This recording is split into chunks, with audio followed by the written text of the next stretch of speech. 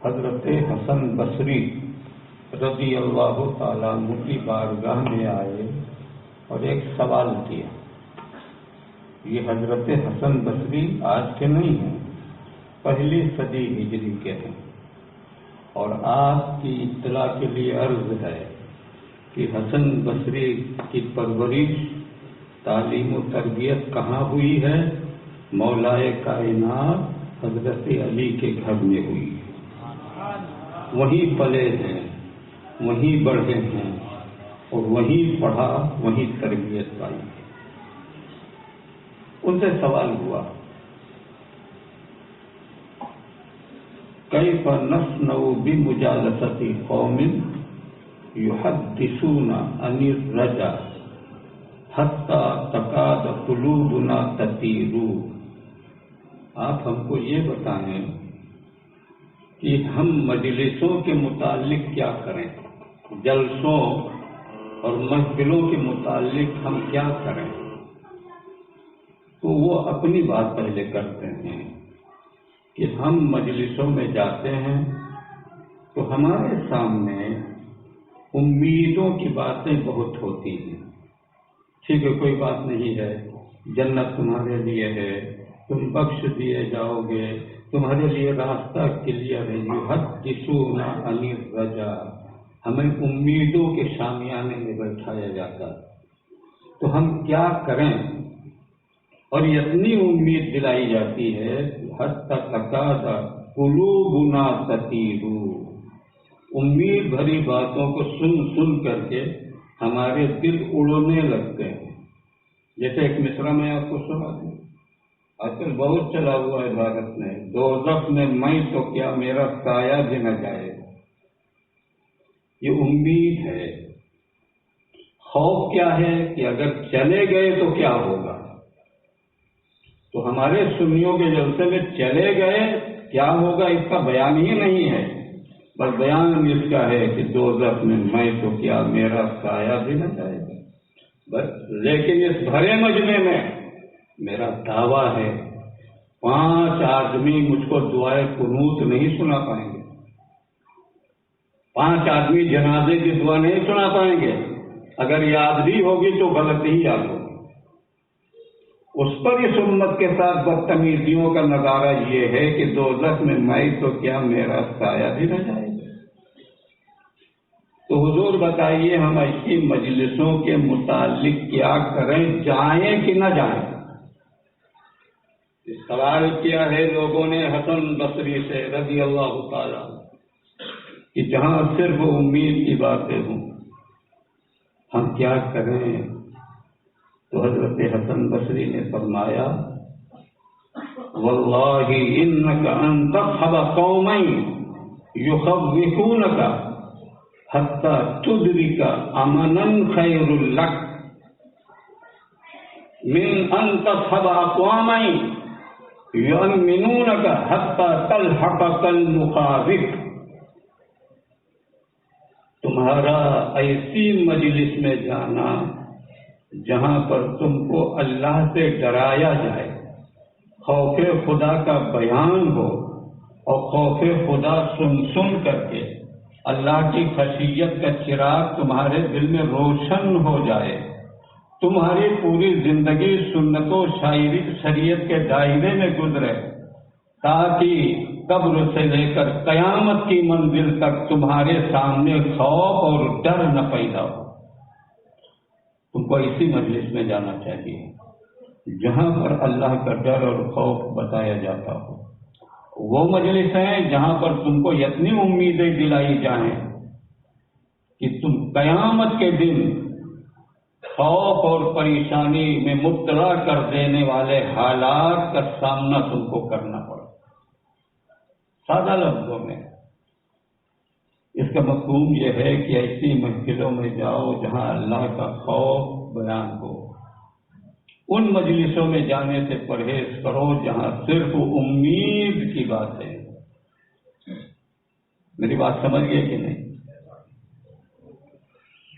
میں نے 2 آیتیں سورۃ البینہ کی پڑھی ہیں اور آخری آیت کا جو آخری جملہ ہے ذالک لمن خشی رب، اسی سے متعلق ہے۔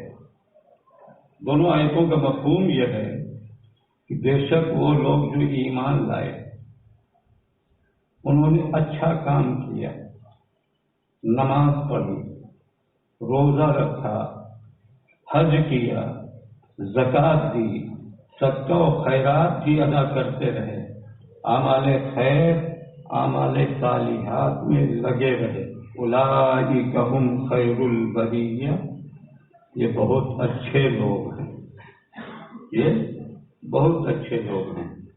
لیکن بھائی اگر آپ نے نماز پڑھی ہے تو کیا؟ اگر آپ نے نماز پڑھی ہے تو باہر شریعت میں ایک مسئلہ لکھا ہوا ہے۔ صدر الشریعہ فرماتے ہیں کہ رکوع کی تسبیح میں آپ کو پڑھنا ہوتا ہے سبحان ربی العظیم، زو ہے زو، زال کی آواز یہ نہیں ہے جو میں نے لکھا، زال، زے، زا، یہ تین آواز الگ الگ ہونا چاہیے۔ وہ لکھتے ہیں کہ سبحان ربی العظیم میں جو زو ہے اگر اس کی جگہ جیم نکل گیا تو نماز رکوع میں ٹوٹ جائے گی، اب اٹھتے بیٹھتے رہیے، ملے گا کچھ نہیں۔ اللہ کے رسول نے بھی ارشاد فرمایا کہ بہت سے نمازی ایسے ہیں جن کو صرف محنت اور مشقت ملے گی، ثواب نام کی کوئی چیز نہیں ملے گی۔ بہت سے حاجی ایسے ہیں جن کا صرف روپیہ خرچ ہوگا، مکہ، منی، مزدلفہ، عرفات، سعی اور رمی وغیرہ کی محنت کے علاوہ کچھ حاصل نہیں ہوگا، بس رہا ثواب اللہ ہی جانتا ہے کس کو ملے گا نہیں ملے گا۔ لیکن ہماری جو نمازیں ہو رہی ہیں یا ہمارے بھائیوں نے سورہ فاتحہ صحیح پڑھنے کی کوشش کی ہے کہ ہمارے بھائیوں کو 10 سورتیں علم ترا سے لے کر والناس تک صحیح یاد ہے تو نہیں یاد ہے، اس لیے کہ ارائیت الذی میں ایک لفظ ہے جو آپ سے ادا ہی نہیں ہوگا، فذلک الذی یدعو الیتیم، آپ پڑھیں گے یدعو الیتیم، نماز نہیں ہوگی۔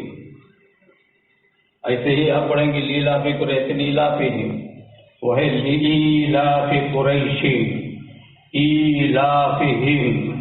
آپ کو یہ نہیں بتایا گیا، آپ کو بتایا گیا ہے 2:10 میں تو کیا میرا سایہ بھی نہیں جائے گا؟ پٹک کے مارنا چاہیے ایسے لوگ۔ کب تک اس امت کے ساتھ چٹنگ بازی اور فراڈ ہوگا؟ یہ آپ کی ذمہ داری ہے کہ آپ حساب لو ان لوگوں کا، ورنہ نہ سمجھو گے تو مٹ جاؤ گے ہندی مسلمانوں، تمہاری داستان تک بھی نہ ہوگی داستان۔ یہ اعمال صالحہ میں نماز، روزہ، حج، زکوٰۃ سب ہے۔ اس لیے میرا پہلا مشورہ آپ سے پہلی گزارش یہ ہے، خدا کے واسطے نماز سیکھ لو، نماز سیکھ لو، نماز سیکھ لو۔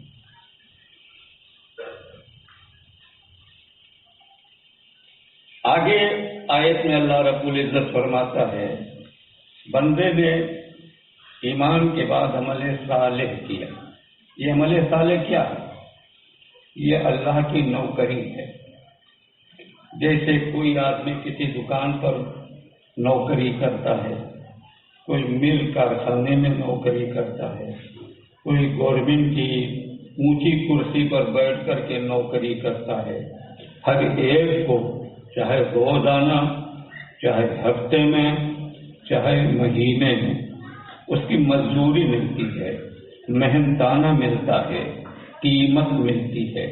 لیکن یہ محنتانہ اور یہ قیمت چاہے جتنی ملتی ہو، مہینے میں 25 دن گزرنے کے بعد وہ پیسہ ختم ہونے لگتا ہے، کیونکہ اتنا تھوک لگا لگا کر کے وہ گنا جاتا ہے کہ بے برکت ہو جاتا ہے۔ 25-50 ہزار روپیہ کی تنخواہ اٹھانے والے لوگ 25 تاریخ آتے آتے دکاندار سے کہتے ہیں کہہ دو 1 ہفتے کے بعد پیسہ ملے گا تو ہم تم کو کلیئر کر دیں گے. کہ دنیا کی مزدوری اور اس کی اجرت کا حال یہ ہے کہ اس میں برکت نہیں ہوتی ہے. مہینہ سے پہلے یہ پیسہ ختم ہو جاتا ہے.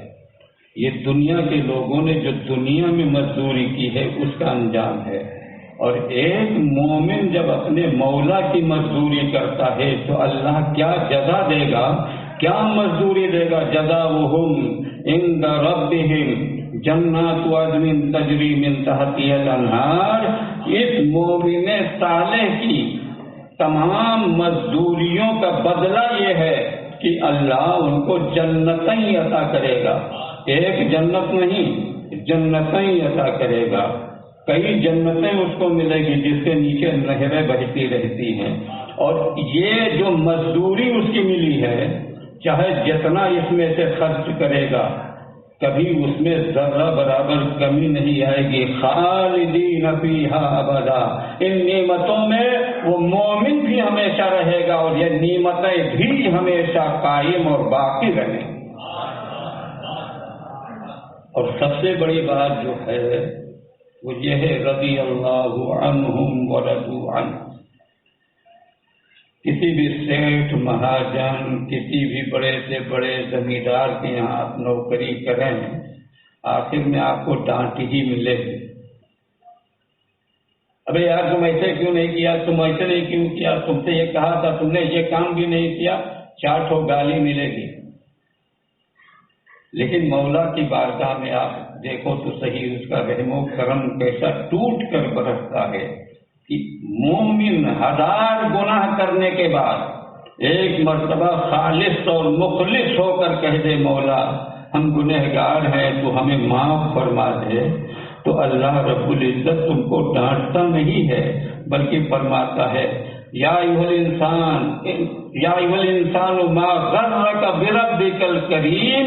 اے بھاگے ہوئے میرے بندے تو کہاں پھر رہا ہے, ارے تیرا مولا تو بڑے کرم والا بڑے رحم والا ہے. پلٹ کے آ جا, تیرے سارے گناہ بخش دیے جائیں. آ تو جا. یہی پر بس نہیں معاملہ. رضی اللہ عنہم ورضوا عنہ. پھر اللہ اپنے نوکر یعنی مومن صالح سے راضی بھی ہو جاتا ہے اور یہ بندہ بھی اس سے خوش ہو جاتا ہے. لیکن ایک شرط لگی ہوئی ہے, ذالک لمن خشی ربہ. یہ سب کچھ اس کے لیے ہے جو اپنے رب سے ڈر گیا. یہ اس کے لیے ہے جو اپنے رب سے ڈر گیا. میری بات سمجھ رہے ہو کہ نہیں؟ اب اس کو روایت کی زبان میں ہم آپ کو سمجھائیں تو میری بات زیادہ پردے آپ کو پڑ جائے گی. ابن حجر ہیثمی شافعی اپنی اسی کتاب الزواجر میں امام زین العابدین کی ایک بات لکھتے ہیں. یہ زین العابدین کون ہے؟ علی کے پوتے اور حسین کے بیٹے ہیں. کہہ دو سبحان اللہ. علی کے پوتے ہیں, حسین کے بیٹے ہیں. ان کی ایک بات پلے باندھ لو. ابن حجر لکھتے ہیں کہ جب امام زین العابدین وضو فرماتے, وضو کرتے کہ اب نماز پڑھنی ہے, اور وضو کر چکتے, وضو پورا ہو جاتا, وضو سے فارغ ہو جاتے تو وہ ایک جملہ لکھتے ہیں اخذتہ رعدۃ. امام زین العابدین جیسے ہی وضو کر کے فارغ ہوتے پورا بدن ان کا کانپنے لگتا, بدن پر کپ کپی طاری ہو جاتی. ایک روایت میں تو یہ آتا ہے ان کے چہرے کا رنگ پیلا پڑ جاتا, لگتا کہ جیسے ابھی کسی نے ان کے چہرے کا سارا خون نچوڑ لیا ہے. بدن کانپ رہا ہے, چہرہ پیلا پڑ گیا ہے. پوچھنے والوں نے پوچھا امام کیا ماجرا ہے؟ جب آپ وضو کرتے ہیں تو کانپ جاتے ہیں, جب آپ وضو کرتے ہیں تو چہرے کا رنگ پیلا پڑ جاتا ہے, بات کیا ہے؟ فرمایا افسوس ہے تمہارے حال پر. اتدرونا, الا من اقومو ولیمن اريد ان اناجی، تمہیں نہیں معلوم ہے جب میں نے وضو کر لیا ہے میں کیا کروں گا؟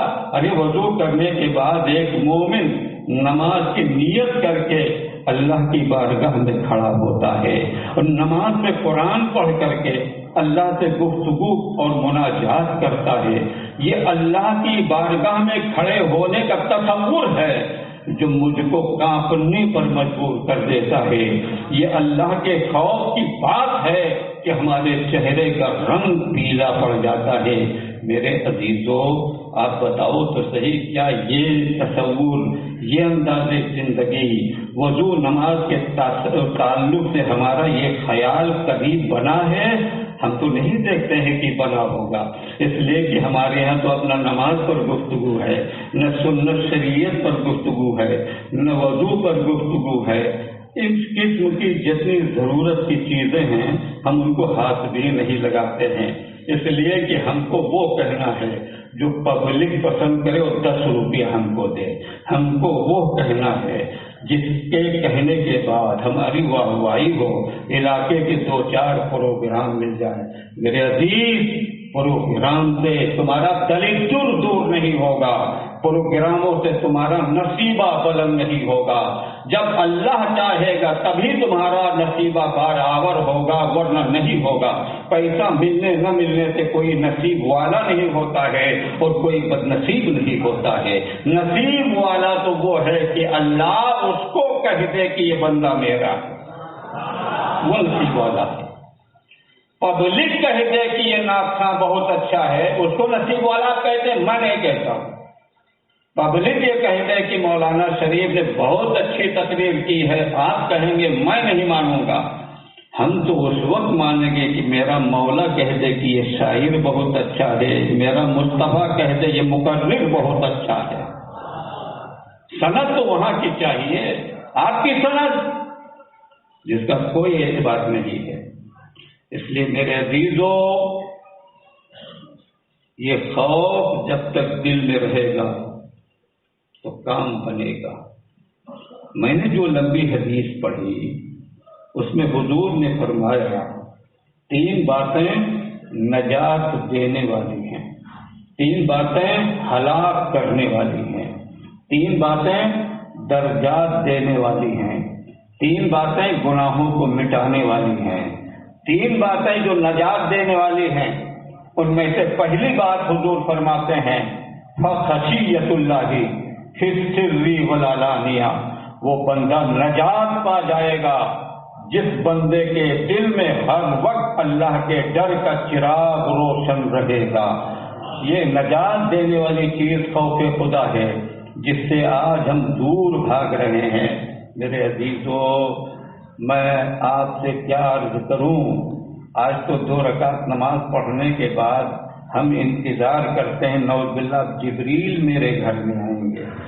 2 روزہ رکھنے کے بعد ہم اپنے آپ کو بڑا تقوی شیار سمجھنے لگتے ہیں، لیکن ان لوگوں کا حال سنو جو حضور کے زمانے کے تھے، ان لوگوں کا حال پڑھو کتابوں میں جو صحابہ اور صحابہ کے بعد والے زمانے میں لوگ تھے۔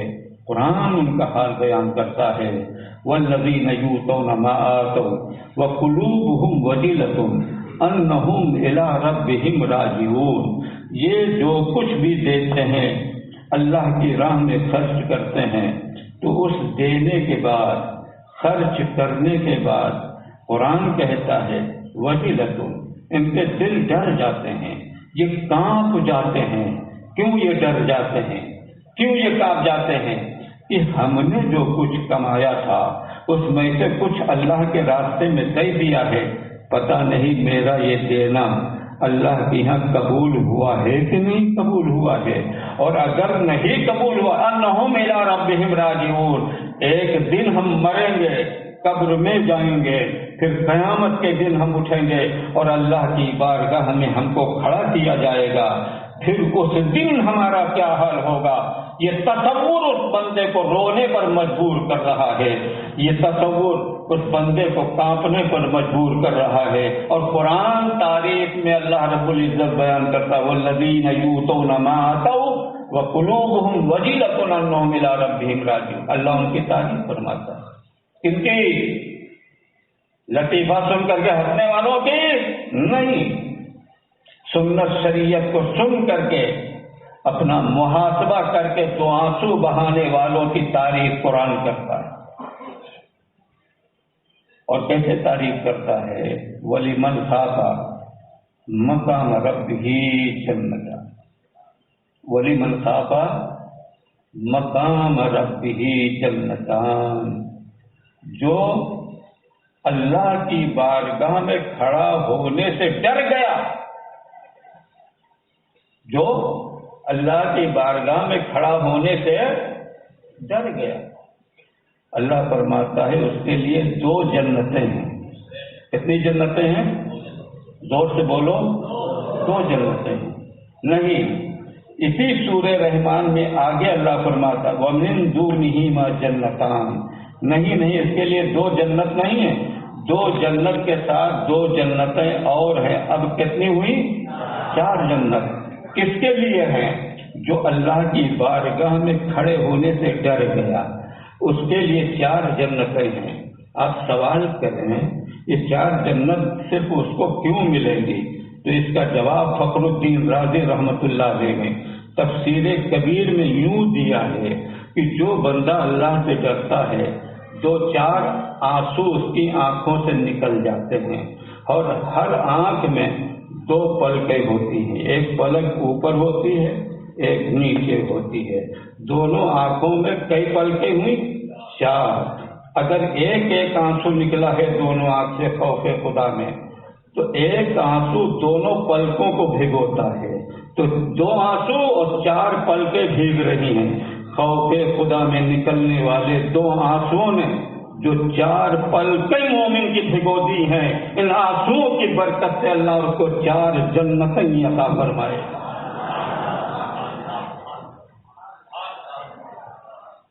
لیکن یہ خوف اپنے دل میں پیدا تو کرو بھائی، یہ خوف اپنے دل میں پیدا کرو۔ یہ کب پیدا ہوگا؟ جب تم اللہ کی نعمتوں کو یاد کرو گے اور اپنا عمل دیکھو گے، بار بار یہ وظیفہ تمہارا ہوگا، محنت تمہاری ہوگی، ریاض تم کرو گے، تب تمہارے دل میں خوف خدا آئے گا۔ اللہ کے رسول نے حدیثیں آپ پڑھ لو، قرآن کی تلاوت کر لو، صحابہ کی زندگی دیکھ لو، ان کے یہاں یہی خوف خدا، رونا دھونا ملے گا۔ ہم نے کتاب میں پڑھا ہے، روح البیان میں علامہ اسماعیل حقی لکھتے ہیں سورۃ المطففین کی تفسیر میں، اس میں ایک آیت ہے یوم یقوم الناس لرب العالمین، تو حضرت اسماعیل حقی ایک روایت لکھتے ہیں کہ حضرت عبداللہ ابن عمر رضی اللہ تعالی عنہما جب سورہ مطففین کی تلاوت کرتے کرتے یوم یقوم الناس لرب العالمین پر پہنچتے تھے، مفہوم اس کا یہ ہے قیامت کے دن جب لوگ رب العالمین کی بارگاہ میں کھڑے ہوں گے، بس یہاں تک وہ پہنچتے تھے، پہنچنے کے بعد پھر ان کا حال روتے روتے غیر ہو جاتا تھا، اتنا روتے تھے کہ پھر اس آیت کے آگے وہ سورت کو پڑھ نہیں پاتے تھے۔ میرے بھائیو، اللہ کے رسول نے یہی تعلیم دی ہے۔ میرے مصطفیٰ نے ایک موقع پر صحابہ کرام سے مخاطب ہو کر فرمایا تھا، میرے صحابیوں، میں سورہ تکاثر کی تلاوت کرنے جا رہا ہوں۔ سورہ تکاثر، الہاکم التکاثر حتی زرتم المقابر، کلا سوف تعلمون ثم کلا سوف تعلمون کلا لو تعلمون علم الیقین لترون الجحیم ثم لترونها عین الیقین ثم لتسألن یومئذ عن النعیم۔ یہ مختصر سی صورت ہے۔ میرے آقا فرماتے ہیں، میرے صحابیوں، میں سورہ کوثر پڑھنے جا رہا ہوں۔ پڑھنے والے مصطفیٰ ہیں، سننے والے صحابی ہیں۔ پڑھنے والے مصطفیٰ ہیں، سننے والے ابو بکر ہیں۔ پڑھنے والے مصطفیٰ ہیں، سننے والے عمر ہیں، سننے والے عثمان ہیں، سننے والے علی ہیں۔ صحابہ کرام سن رہے ہیں، مصطفیٰ تلاوت کر رہے ہیں. نہ ایسا پڑھنے والا اب کوئی پیدا ہوگا، نہ ایسے سننے والے اب پیدا ہوں گے.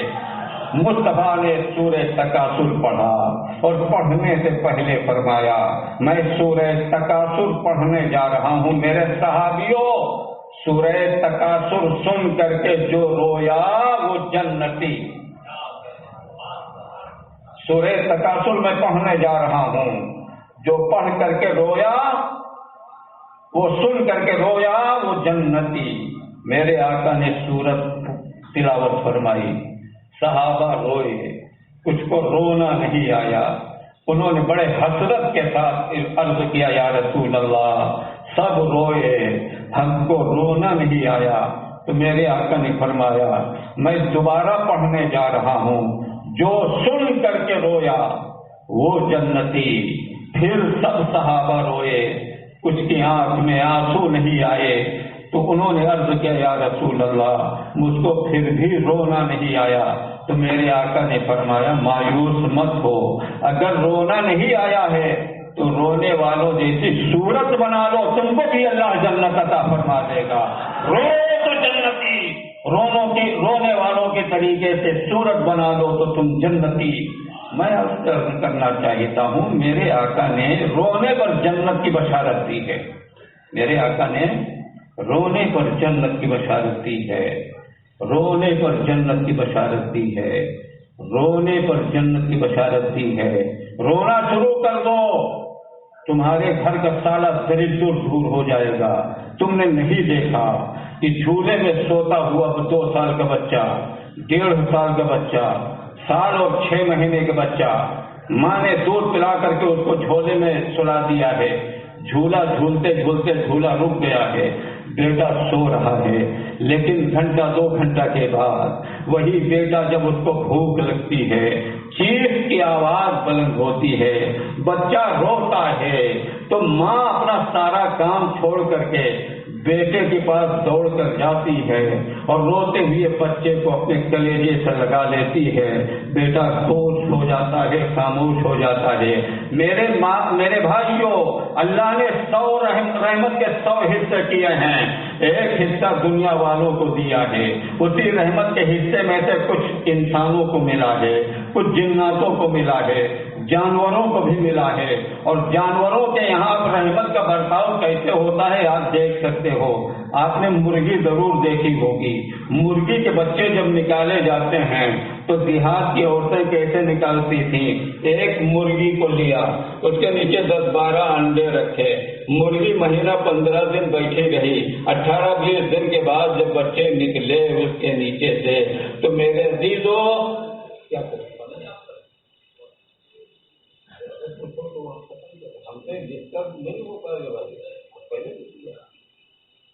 اللہم صلی وسلم وبارک علی سید الانبیاء والمرسلین. تو مرغی کے بچے نکل آئے. مرغی چگانے کے لیے باہر نکلی، بچے پھیلے ہوئے ہیں.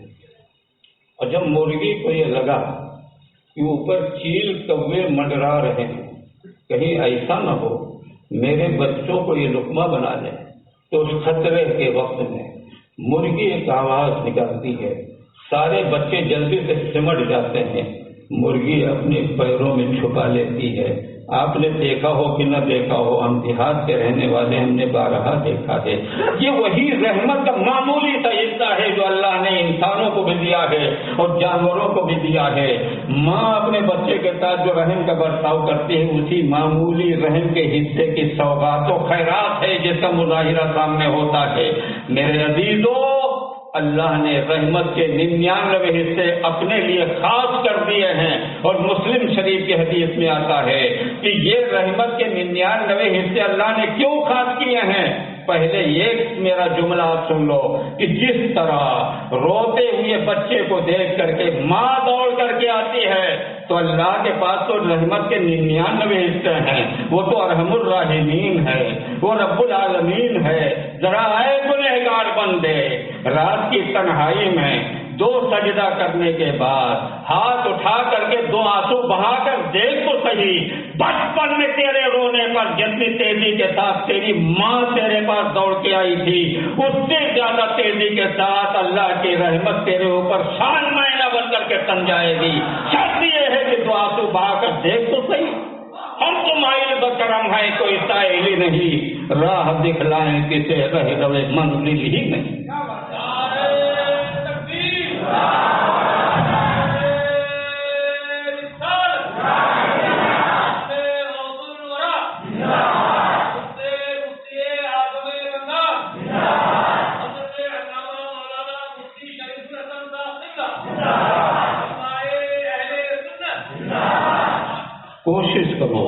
کوشش کرو روزانہ دن و رات کا 2-5 منٹ کا حصہ نکالو، کہیں تنہائی میں بیٹھو، اللہ کے رحم و کرم کو یاد کرو، اپنے گناہوں کو سامنے رکھو، پھر سوچو کہ ہمارا کیا ہوگا۔ میں سمجھتا ہوں یہ عمل آپ کی زندگی میں انقلاب برپا کر دے گا۔ اس سے علاوہ کوئی راستہ ہم کو نہیں سمجھ میں آتا ہے۔ ہمارے بزرگوں کی تاریخ رونے دھونے ہی پر مبنی ہے۔ آؤ روح البیان میں ایک واقعہ اور لکھا ہوا ہے، میری یہ بات کہ یہ ذالک لمن خشی ربا ان الذین آمنوا سے لے کر کے رضی اللہ عنہم ورضوا عنہ تک یہ ساری باتیں اسی وقت قابل اعتبار مانی جائیں گی جب عمل کرنے والے کے دل میں اللہ کی محبت کا چراغ جل رہا ہوگا۔ اس لیے آؤ میں آپ کو آپ کے بزرگوں سے ملاقات کرواؤں۔ حضرت علامہ اسماعیل حقی کہتے ہیں ایک نوجوان تھا، وہ فجر کی نماز پڑھنے کے لیے گیا، ایک بزرگ نے امامت کی، یہ پیچھے کھڑا ہوا ہے، اللہ اکبر۔ بزرگ نے اپنی فجر کی نماز میں سورۃ الحاق کا تلاوت کیا، الحاقۃ ما الحاقہ وما ادراک ما الحاقہ، پڑھتے پڑھتے جیسے ہی امام صاحب خذوہ فغلوہ ثم الجحیم صلوہ یہاں تک پہنچے، اس نوجوان نے ایک چیخ ماری اور بے ہوش ہو کر وہ زمین پر گر گیا۔ نماز ہو گئی، اس کو لوگ اٹھا کر گھر لے آئے لیکن ہوش نہیں آیا۔ اس میں کیا بیان ہے؟ خذوہ فغلوہ ثم الجحیم صلوہ، اس کا مفہوم یہ ہے کہ ان کو پکڑاؤ، ان کو بیڑی لگاؤ اور اٹھا کر ان کو جہنم میں جھونک دو۔ آیت میں یہ بیان ہے، بس جہنم کا خوف اس بندے کے دل پر، اس نوجوان کے دل پر اتنا طاری ہوا کہ برداشت نہ کر سکا، چیخ ماری اور گر کر بے ہوش ہو گیا۔ اور جب امام صاحب کی نماز مکمل ہو گئی، پوچھا یہ کون ہے؟ لوگوں نے بتایا یہ ایک صالح متقی پرہیزگار اور اللہ سے ڈرنے والا نوجوان ہے، اس کا کوئی نہیں ہے، صرف اس کی ایک بوڑھی ماں ہے اور یہی اپنی بوڑھی ماں کا سہارا ہے۔ امام صاحب نے کہا چلو اس کو اٹھاؤ، اس کی ماں کے پاس لے کے چلیں۔ جیسے ہی گھر پہنچے، ماں نے اپنے بیٹے کا یہ حال دیکھا، پوچھا آپ لوگوں نے میرے بیٹے کے ساتھ کیا کیا ہے؟ کہا ہم لوگوں نے کچھ نہیں کیا ہے، خوف دلانے والی ایک آیت کو یہ سن کر کے برداشت نہیں کر سکا ہے اور اس کا یہ حال ہوا ہے۔ تو اس بوڑھی ماں نے کہا امام صاحب ذرا وہ آیت تو مجھے بھی تو سناؤ تو صحیح، کون سی آیت ہے جس آیت کو سن کر کے میرا بیٹا بے ہوش ہو گیا ہے؟ پھر امام صاحب نے سورۃ الحاقہ کی تلاوت کی اور جب امام صاحب پڑھتے پڑھتے وَخُذُوهُ فَغُلُّوهُ ثُمَّ الْجَحِيمَ صَلُّوهُ پر جیسے ہی پہنچے ہیں تو وہ نوجوان جو بے ہوش تھا ہوش میں آ گیا، پھر اس نے چیخ ماری اور اتنی چیخ تیزی کے ساتھ اس نے ماری کہ چیخ کے ساتھ ساتھ اس کی روح بھی بدن سے نکل گئی، نوجوان مردہ ہو گیا۔ اور جب اس بوڑھی ماں نے اپنے بیٹے کے لاشے کو دیکھا ہے تو اس بوڑھی ماں کو بھی برداشت نہیں ہوا، وہ بھی زمین پر گری اور انتقال کر گئی۔ یہ خوف خدا ہے، جس دن یہ خوف خدا تمہارے دل میں پیدا ہو جائے گا تو مومنو تمہاری یہ دنیا بھی تمہاری ہوگی، وہ آخرت بھی تمہاری ہوگی، ورنہ یہ فرضی نعرے چاہے جتنے لگا لو ان سے کچھ ہونا نہیں ہے۔ میرے عزیزو، میری گفتگو کا مقصد یہ ہے اعمال صالحہ کرو، قاعدے سے کرو، اور عمل کرنے کے ساتھ ساتھ اللہ کے خوف سے بے نیاز مت ہو۔ ہر وقت تمہارے پیش نظر یہ رہے کہ ہماری نماز ہوئی کہ نہیں ہوئی، ہمارا روزہ ہوا کہ نہیں ہوا۔ لیکن آج جو لوگ ریگولر نمازی ہیں، ہم بھی امام صاحب ہیں، ہم بھی اپنے مقتدیوں کا حال جانتے ہیں، اگر 4:45 بجے 4:45 بجے عصر کی نماز ہے اور امام صاحب کو آنے میں اگر 1 منٹ کی دیری ہو جائے، 3:44 ہو جائیں تو کیا حال ہوتا ہے؟ ہوتا ہے کہ نہیں ہوتا ہے؟ بول بے ہوتا ہے؟ تو میرا ایک جملہ رکھ لو اپنے پاکٹ میں، میں ہمیشہ اپنے بھائیوں سے کہتا ہوں، جہاں رہو تمہارا تصور اس جگہ سے متعلق ہونا چاہیے۔ سماج میں رہو، سماج کے انداز کی گفتگو کرو، بیوی بچوں میں رہو، توجہ تمہاری بیوی بچوں پر ہونا چاہیے، دوستوں کے چھرمٹ میں رہو، تمہارا تصور دوستوں کی طرف رہنا چاہیے۔ لیکن اب دوستوں کو چھوڑ دیا ہے تم نے، سماج سے تم نکل آئے ہو، گھر کو چھوڑا ہے، اب کسی کے گھر میں نہیں اللہ کے گھر میں بیٹھے ہو، تو دوستوں میں رہو تو دوستوں کا تصور ہو، گھر میں رہو تو بیوی بچوں کا تصور ہو، سماج میں رہو تو سماج کا تصور ہو، اور جب مسجد میں آ جاؤ تو اللہ کا تصور ہونا چاہیے۔ اور اگر اللہ کا تصور ہو تو کوئی گھڑی دیکھے گا؟ اللہ کا تصور ہو تو امام صاحب کی فکر ہوگی؟ کبھی نہیں ہوگی۔ یہ ساری بدماشیاں اس لیے ہو رہی ہیں کہ 35 سال تک تو آپ نے چوراہے پر سیٹی بجائی ہے، اور 65 سال کی عمر تک آپ نے محلے میں بیٹھک بازی کی ہے، اور جب گھر سے نکال دیے گئے ہو تو مسجد کی چٹائی توڑنے کے لیے آئے ہو۔ اب امام کے اوپر کبھی تمہارا غصہ ہے، کبھی مؤذن کے اوپر تمہارا غصہ ہے۔ یاد رکھو، میں پورے ہندوستان میں اعلان کرتا ہوں، جو بوڑھا مسجد میں ہلڑ مچاتا ہوا نظر آئے اس کی انکوائری کرو، یہ گھر کا ستایا وہ بڈھا ہے، اس کی بیوی نے گھر سے برداشت نہیں کیا ہے، نکال دیا ہے، اس کی بہو نے لات مار دیا ہے، جب ہی یہ مسجد میں آ کر کے گنڈا گردی کر رہا ہے۔ ورنہ میرے عزیزو، اگر 2 منٹ امام صاحب لیٹ ہو جائیں تو تمہارا کوئی نقصان نہیں ہے۔ میں فائدے کا ایک نسخہ بتائے دیتا ہوں، کل سے اس نسخے پر عمل کرو، اور اس کے بعد پھر تمہارے دل سے آواز آئے گی، امام صاحب آج 2 منٹ لیٹ آئے تھے، کل 5 منٹ لیٹ آئیے گا تاکہ میرا زیادہ سے زیادہ فائدہ ہو۔ اور وہ فائدہ کیا ہے؟ عبدالعظیم المنذری نے الترغیب و ترہیب میں ایک لمبی روایت لکھی ہے، میں ایک جملہ آپ کے سامنے رکھنا چاہتا ہوں۔ ایک حبشہ کے صاحب آئے، ایمان نہیں لائے تھے، مصطفیٰ سے ان کی گفتگو ہوئی، ایمان اسی محفل میں قبول کیا، اور اسی محفل میں ان کا انتقال ہوا ہے۔ اسی گفتگو کے درمیان اللہ کے رسول نے ارشاد فرمایا، جو بندہ کلمہ پڑھ لیتا ہے اللہ کے یہاں وہ کلمہ عہد ہو جاتا ہے، اور جو مسلمان اللہ کو راضی کرنے کی نیت سے 1 مرتبہ سبحان اللہ کہتا ہے تو جانتے ہو اس کا کتنا ثواب ہے؟ آپ نے جو روایت عام سنی ہے اس کا فائدہ لوگوں نے یہ بتایا ہے، وہ بھی صحیح ہے کہ سبحان اللہ کہنے کیا 90 نیکی ملتی ہے، 90 ثواب ملتا ہے۔ لیکن دوسری حدیث میں ہے کہ 1 مرتبہ سبحان اللہ کہنے سے 1000 نیکی ملتی ہے، 1000 گناہ معاف ہوتے ہیں۔ اور یہ تیسری روایت جو ترغیب و ترہیب کی ہے، میرے آقا فرماتے ہیں مومن جب 1 مرتبہ اللہ واسطے کہتا ہے سبحان اللہ تو اللہ اس کو 1,00,000 نیکی عطا فرماتا ہے۔ اگر 1 مرتبہ کہو گے تو 1,00,000 نیکی ملے گی، اور 100 مرتبہ سبحان اللہ کہو گے تو 1 کروڑ نیکی ملے گی۔ اور 1 کروڑ نیکی کمانے کے لیے 2 منٹ سے زیادہ کا وقت نہیں لگے گا۔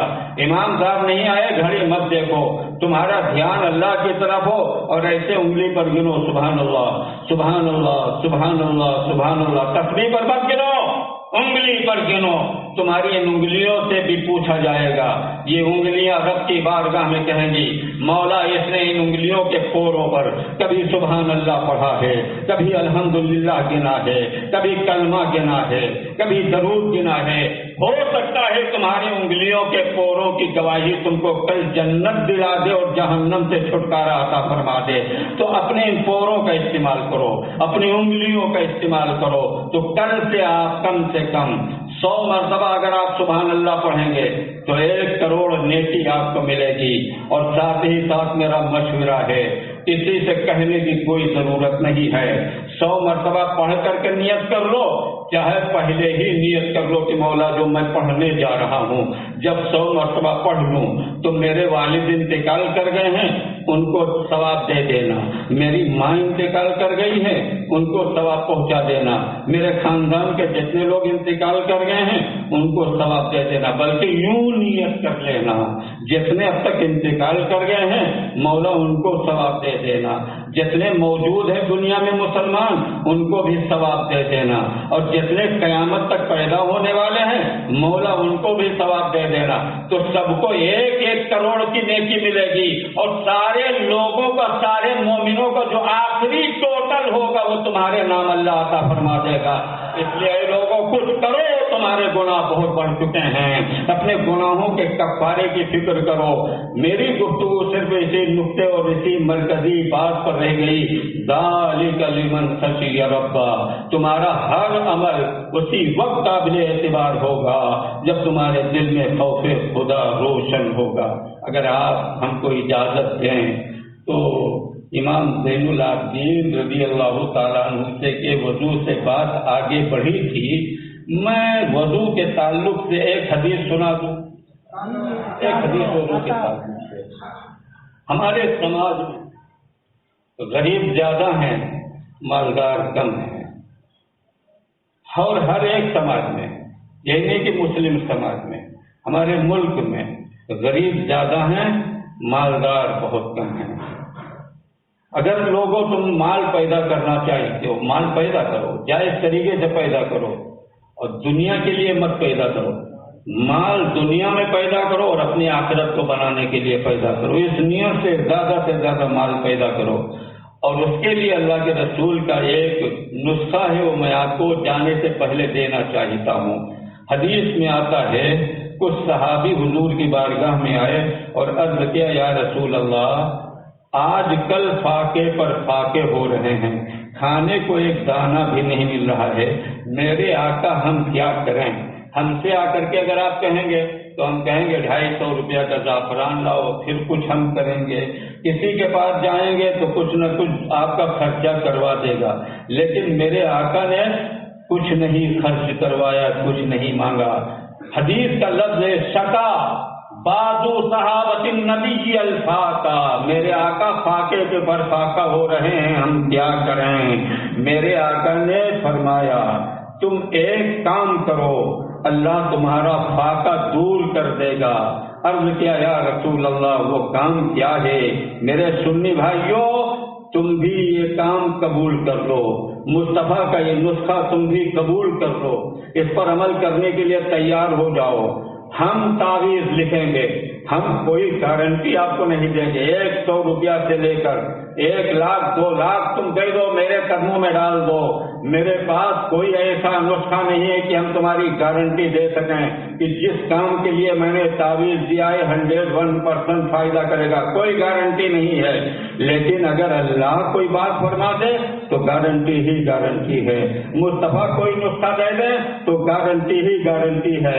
اس لیے کہ ہے قول خدا, ہے قول محمد قول خدا, فرمان نہ بدلا جائے گا, بدلے گا زمانہ لاکھ مگر قرآن نہ بدلا جائے گا. مصطفیٰ نے فرمایا میرے صحابہ فاقہ سے بچنا چاہتے ہو تو ایک کام کرو. یا رسول اللہ کیا کریں؟ ارشاد فرمایا ہمیشہ وضو کے ساتھ رہنے کی کوشش کرو, باوضو رہو. وضو ٹوٹ جائے 1 لوٹا پانی لو, جلدی سے وضو کر لو. اور اگر کسی ایسی جگہ پر ہو کہ جہاں پانی نہیں ہے تو پاک مٹی سے تیمم کر لو. بے وضو نہ رہو, باوضو رہنے کی عادت ڈال دو، اللہ تمہارا فاقہ ہی دور نہیں فرمائے گا۔ یوسع علیک الرزق، مصطفیٰ نے گارنٹی دے دی، تم باوضو رہنے کی کوشش میں لگ جاؤ گے، اللہ تمہاری روزی روٹی کو بہت وسیع کر دے گا۔ آج تم غریب ہو کر اللہ تم کو مالدار بنا دے گا۔ اور میرے عزیزو، جب تم باوضو رہو گے تو چاہے گھر میں مرو، چاہے دکان میں مرو، چاہے کھیت کھلیان میں مرو، چاہے راستے پر مر جاؤ، اللہ کے رسول فرماتے ہیں باوضو مرنے والا کہیں پر بھی مرے اللہ اس کو شہید کا ثواب عطا فرماتا ہے۔ اور آخری بات، ویسے بات تو میرے پاس لمبی ہے، میری تقریر کوئی لمٹ ومٹ ہوتی نہیں، میں تو جمعہ کے دن جو تقریر کرتا ہوں انلمٹ، لیکن یہاں بہت سے لوگ ہیں، اس لیے ہم کو اپنے کو بہت سمیٹ کر کے رکھنا ہے، اس لیے میں اتنی تیز جو بولا ہوں، میں اتنا تیز کبھی بولتا نہیں ہوں، میں دھیمی گتی کے سماچار ہوں، میں بولتا ہوں آپ لکھ بھی سکتے ہو، لیکن میں نے روانی کے ساتھ آج تقریر اس لیے کی تاکہ ہم زیادہ بات آپ سے کہہ سکیں۔ آخری بات میں آپ سے کہہ رہا ہوں کہ باوضو سونے والے کی موت اگر آئے گی تو شہید کا ثواب ملے گا، ہے نا؟ تم باوضو ہو، تم سو گئے، تمہاری روح نکلی، ہے نا؟ تو روح نکلتی ہے تو پہلے دنیا میں گھومتی ہے، وہی جدھر سے روح گزرے گی نا، وہی علاقہ آپ خواب میں دیکھتے ہو تو کہتے ہو یار آج میں کلکتہ گیا تھا، میں بمبئی گیا تھا، کوئی کہتا میں امریکہ گیا تھا، کوئی کہتا میں لندن گیا تھا، ہے نا؟ اس لیے کہ روح گھومتے گھومتے جہاں سے گزری ہے وہ علاقہ آپ نے دیکھا ہے۔ تو انسان کی روح نکلتی ہے تو امریکہ جاتی ہے، انسان کی روح نکلتی ہے چائنا جاتی ہے، جاپان جاتی ہے، لیکن گنہگار سنی جب سوتا ہے اور اس کا مقدر بیدار ہوتا ہے، اس کی روح نکلتی ہے تو چین اور امریکہ جاپان نہیں جاتی ہے، کبھی اجمیر جاتی ہے، کبھی بغداد جاتی ہے، کبھی مکہ جاتی ہے، کبھی مدینہ۔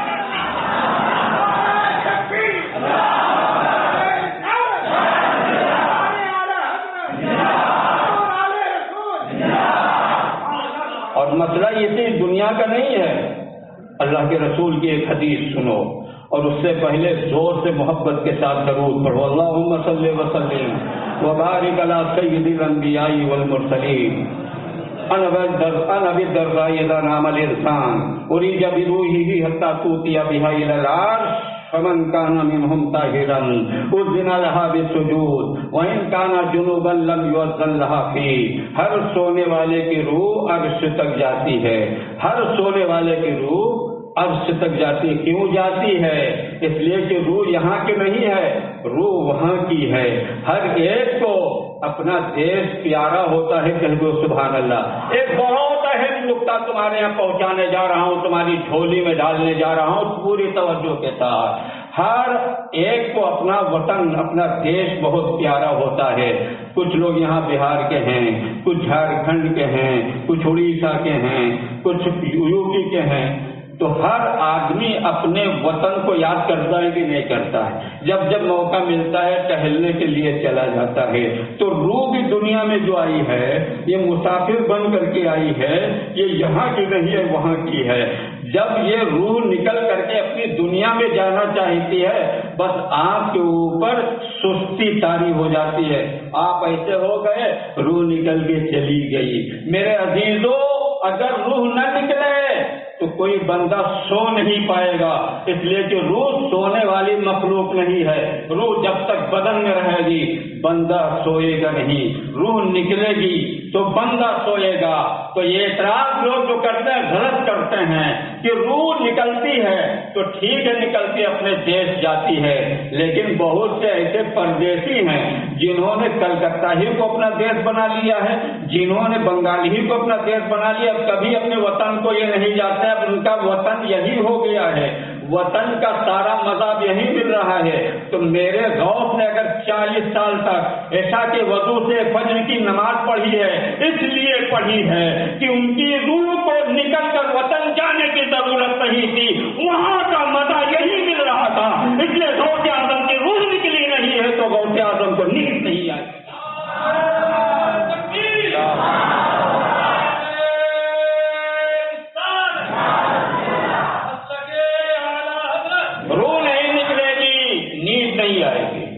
روح نہیں نکلے گی، نیند نہیں آئے گی۔ آگے بڑھو، یہ روح عرش تک پہنچ گئی۔ عرش کتنی دور ہے معلوم ہے؟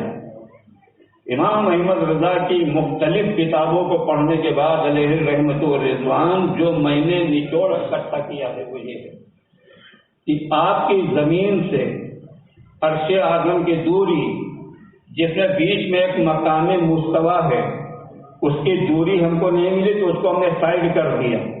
اس مقام مستوی کو چھوڑ کر کے آپ کے زمین سے عرش اعظم کی دوری 3,50,50,000 برس، کلومیٹر نہیں، 3,50,50,000 برس، اتنی دور عرش اعظم ہے۔